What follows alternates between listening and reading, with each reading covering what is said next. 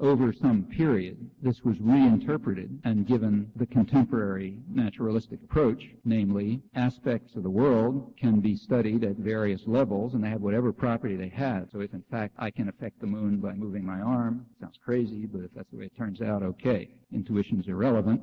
Furthermore, there are many levels at which we can study this reality, whatever it is. We're going to try to integrate them. That's the sensible version of the unification problem. There is no notion of existence or reality apart from what figures in our best explanatory theories. In particular, there is no theory at all of the physical or the material. Therefore, we have no coherent question to ask about what lies outside the physical. There no longer is a mind-body problem, except just by arbitrary stipulation. And the reason is there is no such thing as body. Until somebody tells us what physical means, there's no question about what lies beyond the physical, and physics has no concept of physical, just whatever we come to understand, or maybe more narrowly, whatever we come to understand in such a way that there's at least a reasonable prospect of integrating it with the core natural sciences. Kind of a loose idea, but there's no concept of physical or physical reality beyond that.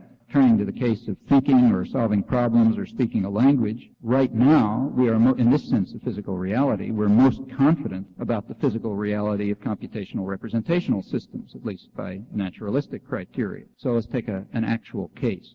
There are recent studies in the case of language, interesting studies, of within the study of computational representational systems, you find many different categories of expressions. I won't give details, but for example, there's a category of well-formed expressions, perfectly grammatical, and then various kinds of deviant expressions, and they fall into all sorts of different types. That's internal to the study of computational representational systems. Only very recently, there's been some work on electrical activity of the brain, called event-related potentials, in which people have, pretty surprisingly but interestingly, discovered specific correlates to these categories. So a particular kind of category of deviant expression yields a characteristic event-related potential, the specific kind of electrical activity in the brain. Well, that's kind of interesting, but why is it interesting? Well, it's interesting because notice that the thing we're committed to from a scientific point of view is the categories of expressions given by the computational representational system. Those are the categories that come out of a background of theoretical explanation. The event-related potentials are just curiosity. I mean, what's interesting about them is that they correlate with what we understand to some extent, and therefore maybe they're interesting. Notice these are two studies of the brain at two different levels. One, it's electrical activity. One, it's computational activity. In the case of the computational activity, we have reasonably well-grounded theories with explanatory character and so on. In the case of the electrical activity, we know nothing, just a lot of noise up there. But now the study of the electrical activity of the brain has made progress because it has found something that correlates with what we understand much better, namely the computational representational systems. Now, maybe if these correlations are extended and placed in a richer theoretical framework,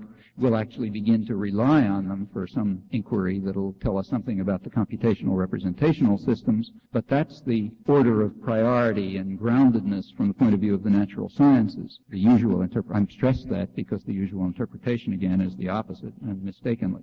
Of course, in this naturalistic approach, we would never ask such utterly pointless questions as whether airplanes fly, or whether computers think, or whether algorithms see triangles, or whatever. Now, what are the real empirical questions and the reasonable research programs? Well, I think they're the ones sketched earlier. It seems to me if we want to learn something about humans or pigeons or whatever, we should begin by considering something that they do well, and we should try to figure out how they do what they do well. We postulate some particular faculty of the mind, meaning the brain, at a relevant level of abstraction.